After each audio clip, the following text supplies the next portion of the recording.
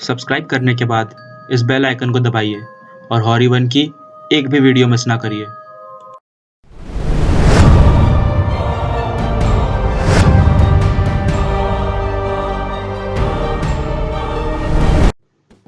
UP का रहने वाला रोहन पुणे अपने मेडिकल की पढ़ाई पूरी करने आया था।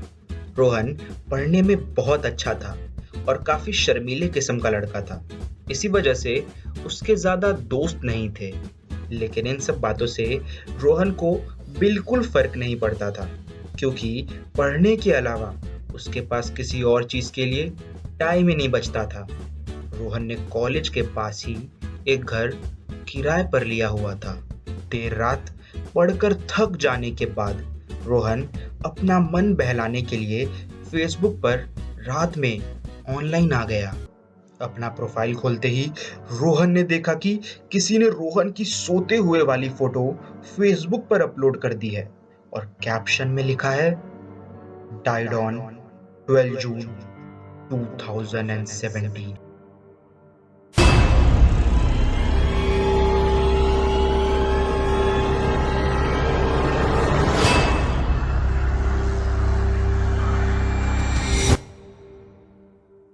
ये सब देखकर रोहन बहुत गुस्से में आ गया। उसे लगा कि ये काम जरूर माधव का होगा। पढ़ाई लिखाई में तो ध्यान देता नहीं है, बस इन्हीं सब चीजों में लगा रहता है। लेकिन वैसे भी उसे अपने फ्यूचर की क्या दिक्कत है भी तो अमीर बाप का बेटा। अगले दिन सुबह वो गुस्से में माधव के पास गया और उसने कहा, माधव देखो, हम तुम्हें बता रहे हैं, ये सब मजाक करना हमारे साथ छोड़ दो और हमें पढ़ाई पर ध्यान देने दो। हमारे बाबूजी ने बड़ी मेहनत से हमें यहाँ तक भेजा है, हमारी बात को समझो तुम।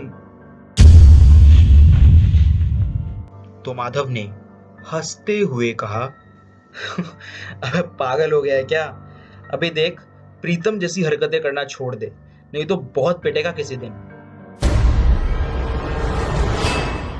ये सुनने के बाद रोहन वैसे ही गुस्से में वहां से चला गया, लेकिन उसके दिमाग में एक बात अटक गई कि आखिर ये प्रीतम कौन है। लेकिन फिर भी इस बात पर ज्यादा तवज्जो ना देते हुए रोहन अपनी क्लास अटेंड करने चला गया। आज रोहन को घर लौटने में काफी देर हो गई थी। 10:30 बजे जब वो घर पहुंचा तो उसने देखा कि एक अजीब सा डब्बा रोहन के कमरे में रखा था।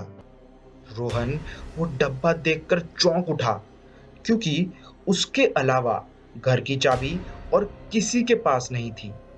तो आखिर ये डब्बा कौन रख गया? डब्बे को खोल कर देखा तो उसमें एक कागज का टुकड़ा मिला जिसमें लिखा था, मैं हमेशा तुम्हारे साथ हूँ रोहन।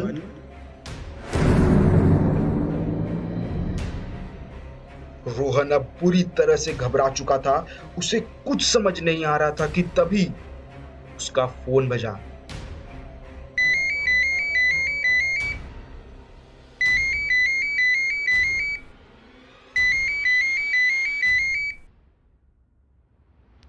फोन पर उसके पिताजी थे। बेटा रोहन, ठीक से पढ़ रहे हो ना? बेटा, मन लगा के पढ़ाई करना और पैसों की चिंता बिल्कुल मत करना। तुम्हारी माँ और श्रेया दोनों तुम्हें बहुत याद करते हैं। जल्दी पढ़ाई खत्म करके लौट आ बेटे। ये सब सुनकर रोहन की आंखों में खुशी के आंसू आ गए। अपने परिवार से पूरे आधे घंटे बात करने के बाद रोहन बीती बातें भूल चुका था और ये सब भूलने के बाद वो पढ़ने बैठ गया। अगले दिन कॉलेज में जाते ही माधव और उसके दोस्तों ने रोहन को बुरी तरह से मारना शुरू कर दिया। रोहन पूछता रहा, अरे हमने क्या किया है? क्यों मार रहे हो तुम लोग हमें? तो माधव ने गुस्से में कहा, ओह, अभी तू बहुत शरीफ बन रहा है ना?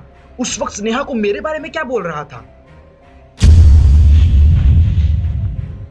रोहन कहता रहा कि उसने कुछ नहीं किया है, लेकिन किसी ने उसकी एक नहीं सुनी।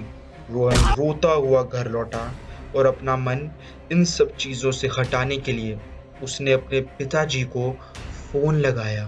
फोन उठाते ही दूसरी तरफ से जवाब आया, रोहन, तू क्या कर रहा है पिछले 1 महीने से?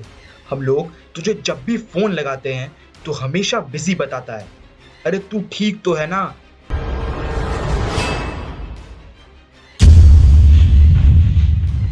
रोहन अब खौफ के आलम में डूबता जा रहा था और उसने हड़बड़ाते हुए कहा, मगर बाबूजी, कल ही तो हमने बात की थी। कल? अरे बेटा, तू ठीक तो है ना? अरे कल कब बात की थी हमने?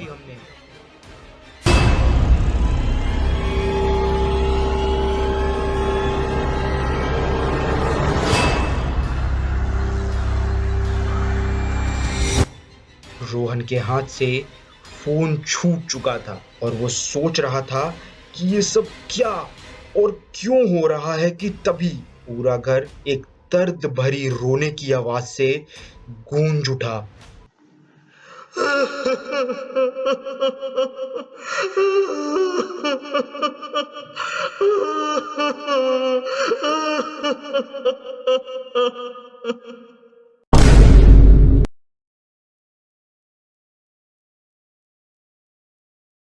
नाइनटीन 1950 में अमेरिका का एक बड़ा जहाज एसएस सेंड्रा अचानक ही कहीं लापता हो गया। 1952 में ब्रिटिश जहाज बरमूदा की गहराइयों में खो गया।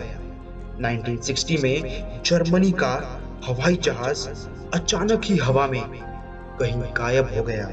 1972 में जर्मनी का 20,000 टन का एक बड़ा जहाज समुद्र में कहीं दूर खो गया।